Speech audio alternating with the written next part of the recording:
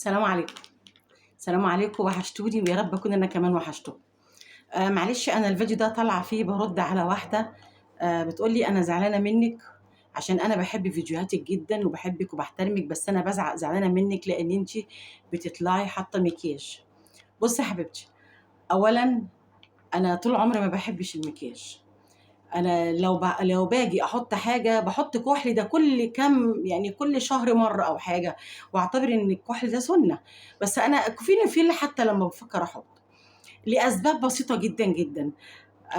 انا واحده من الناس اللي بحب احترم نفسي وبحب احترم سني، وبعدين انا ولادي اطول مني، فانا بحب قوي ابقى قدوه ليهم. فما بالك ان انا مش ولادي بس، لا انا عندي احفاد كمان. فانا ما بحبش ابدا ان حتى سوء الظن.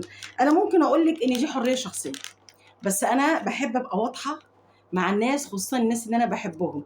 وبعدين عشان انت سبقي بكلامك وتقولي لي انا بحبك وبحترمك، فانا كمان لازم احترمك واثبت لك، مثلا اثبت لك حاجه. بصي يا حبيبتي، ده المنديل مبلل، ماشي؟ نقولش بقى ايه مكياج. بصي، مفيش الكلام الفارغ ده خالص. بصي.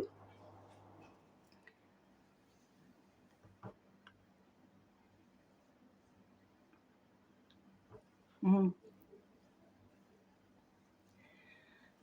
انت شايفه اي فرق؟ شايفه حتى في المنديل اي لون كده او كده؟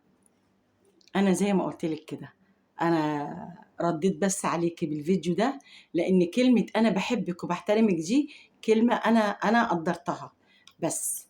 لكن انا لا بحب المكياج ولا غيره. عايزه اقول لك ان انا يوم فرح بنتي اصروا ان انا احط مكياج. انا عايزه اقول لك ان انا كنت مستغربه نفسي، مستغربه شكلي، ولغايه دلوقتي كل ما بشوف السي جي بتاع الفرح بستغرب شكلي، لان انا ما اتعودتش على الكلام ده. بس كده. يا رب تكون رضيتي. سلام عليكم.